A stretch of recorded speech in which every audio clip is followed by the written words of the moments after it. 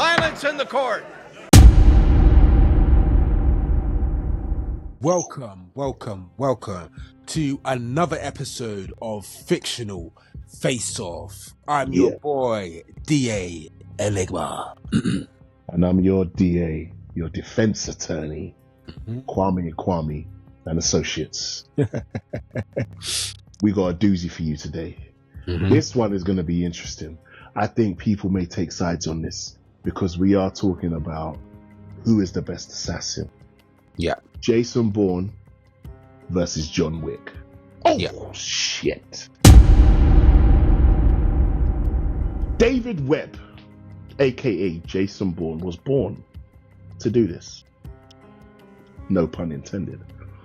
He followed in his dad's footsteps into the secret world of espionage. When he decided he wanted to become Jason Bourne, he knew what it would entail to become the world's best assassin. He succeeded, and I will display all of these attributes in my defense. Jason Bourne flies well beneath the radar, especially after being a part of the Treadstone program that had to get dealt with and disappeared after he was created because they realized they couldn't control or maintain him. That's how effective he was at being an assassin, that they could not draw him back in. I will display all of this in my presentation of evidence. Let's go.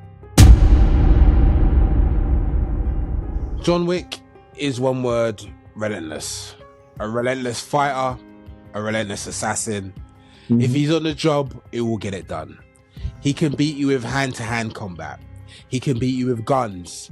Just his name alone, as you mentioned, the Baba Yaga strikes fear into the hearts of assassins, not normal men, assassins around the world. He'll kill you with a car. He'll kill you with a horse. He'll kill you with knives. He'll kill you with swords. He'll kill you with a book, like he done in John Wick 3. He'll fight 10 to 20 mans at a time. He'll fight you on motorcycles. He'll fall off the Continental, get back up, and still survive without special powers or without any tech. And his opponent, Jason Bourne, has amnesia. I rest my case. Right, training and background. I want to talk about Bourne and what he's done. He's undergone extensive government training and conditioning. It makes him highly skilled in multiple forms of combat, surveillance, espionage. He was trained by the CIA, let's be real here, which gives him a vast range of techniques and strategic thinking. So he's a little bit more than your average assassin that's just road ready. He's versatile. Bourne can adapt to any environment using whatever tools or resources are available to him. It's interesting that you said John Wick has killed people with all these various things, but so has Bourne. Like, he often turns everyday objects into deadly weapons, like John Wick. John Wick is skilled, is more reliant on firearms in traditional combat. Absolutely. I mean, listen, Jason Bourne has killed somebody with a newspaper, a magazine. Do you not remember that? I mean, come Newspapers, magazines. So let's talk about, I'm going to slide into intelligence and tactical thinking, which I think this is where John Wick lacks in versus Bourne here. Bourne's intelligence gathering and ability to plan complex operations is unmatched. We've seen him do it. Let's look at Bourne Ultimatum and what he managed to do in was it Liverpool Street or Waterloo Station or Victoria? I can't remember, whatever station he was in London, when he was avoiding the MI6 and the assassins that were sent to kill him and the journalist. The way he avoided them, how smart he was, his skill set, his intelligence gathering, his operation skills is unmatched. He can outthink his enemies, he predicts their moves, and he adjusts his strategy in real time. We saw him do it in Ultimatum. Now, his psychological resilience. Bourne's mind has been trained to endure extreme stress. Yes, he caught amnesia, but this is after the fact of them training him. He just forgot the character that he became. So he still has it in him. Yes, he lost his memory, but the skill set never went. He still has that. Now, despite losing his memory, he's retained an innate ability to think and react under pressure. We've seen him do it. John Wick, while emotionally driven because they killed his dog, and he's extremely focused, so I give him that. He doesn't display the same level of mental adaptability that Jason Bourne has. Let's be real here, he doesn't. This guy's on different levels. Let's talk about use of technology, and I'll wrap after this. Bourne is often seen using high-tech tools and tactics to gain an upper hand, which is like, I don't know, whether he's using a tracking device or surveillance equipment. He doesn't use a lot of these things, you know, or data manipulation. He's known to use that. Wick is less reliant on technology, so I give him that. But at the same time, the knowledge of technology that Bourne has, I don't think Wick is on hand. I mean, he's focused more, again, like I said, hand-to-hand combat and fighting and firearms. But in terms of all of that, Bourne has that as well. So he outmatches him. He's got the hand-to-hand combat, he's got the firearm skills, but when it comes to all the tech and the gadgets, there's no comparison. The defense rests. In 4 films, John Wick has become an icon in the action movie genre. I think that goes without saying. He introduced Kung Fu to the world and utilized the film itself, used all of the real life training that Keanu Reeves has used over the years to make him, in my eyes, the most formidable assassin that we've ever had on screen.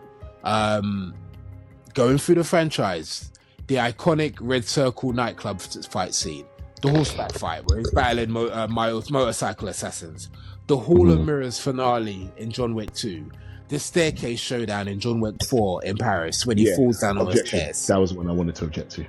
Yeah, and I'll object to that too. Go on. Sorry. Yeah, them fight scenes were too excessively long. They went on for too long. Matter of opinion, not a matter of whether he's a better assassin. That's your personal bias.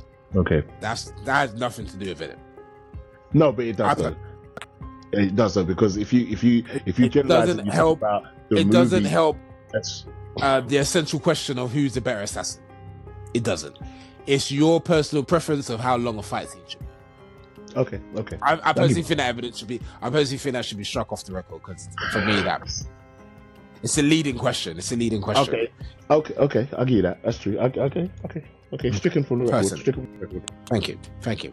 Every one of the John Wick movies has given us at least one iconic fight scene. At least one. And in my opinion, much more in every single one. Much like Jason Bourne, I can't remember one Jason Bourne fight from the whole fucking franchise. He's had how many films? 4 solo films. And I can't remember one iconic fight scene. And if I did remember it, the camera would be so shaky, I can't even see the action that's going on anyway. Jason Bourne literally struggles against every single person he has to fight. There's not been one-on-one fight in all of his franchises where he's just dealt with a guy nicely. Could he fight assassins on a motorbike or a horse? No. Could he kill multiple people at a time with a different technique for all of them? No. He couldn't. He struggled with skinny ass Carl Urban before Carl Urban put on weight. That's who Jason Bourne struggled with. I'm sorry, I'm gonna have to go this as well. Jason Bourne also has absolutely, let's just keep it real, terrible taste in women. His chick from the first movies is dead. I had a feeling you was gonna go here. That's so mad. Julia Stiles, not even worth talking about. Oh, she's terrible. Come on, I'm not defending her. And they were never together. You can't use her. I object. Objection. That was never his girl. Because it wasn't his girl. She wanted him. He didn't want her. That was who they thought was eye candy. Again, shows you why you can't trust that. That's not fair. You can't trust Bourne. Then also, Jason Bourne, the Bourne franchise, literally took the action genre franchise backwards because everyone then wanted to do shaky cam. It took movies like The Raid, movies like John Wick to show you can do fight choreography that is uninterrupted and actually show what's going on. Too long.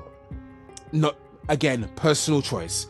The John Wick some people would say it's not even long enough. Anyway, the John Wick franchise, fight scene up the staircase. The John Wick franchise is the total opposite to Jason Bourne in every way because it's better in every way. He's a better assassin. He will get the job done. And I think personally, it's an easy win for Baba Yaga.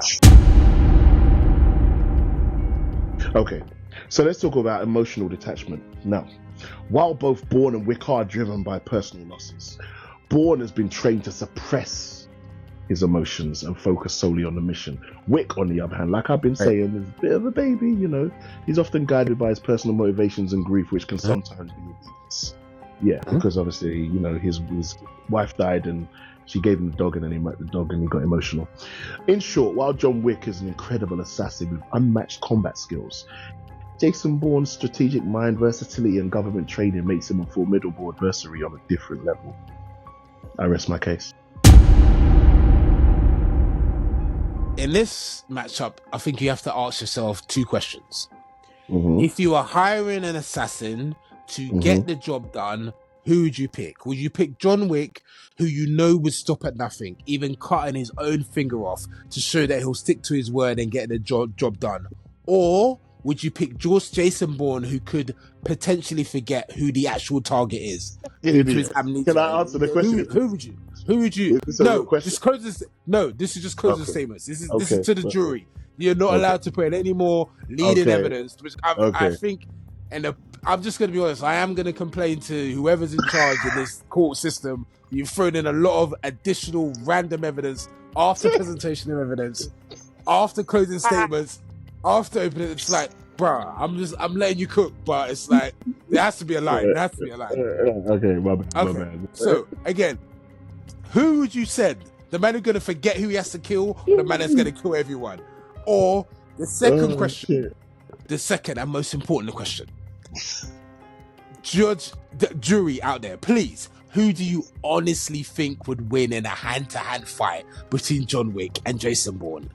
John Wick, who has dealt with and murked every single trained assassin that he has fought, or Jason Bourne, who has literally been a punch away from death in every fight because he's nearly losing and because he's shit and he can't remember how to fight. You can't do that. You can't pose these questions to the freaking jury. If you want the job to be done, and if you want an assassin to do the job, and if you want someone who you just one-to-one would fight each other and who would win, hands down, you have to go for my client, John Wick, Baba Yaga, not Jason.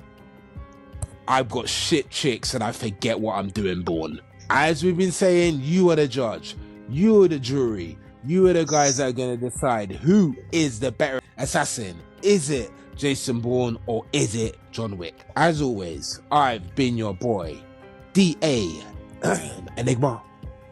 And I've been your boy, Kwame and Kwame Associates, defense attorney, Kwame. This has been Fictional Face-Off. We out.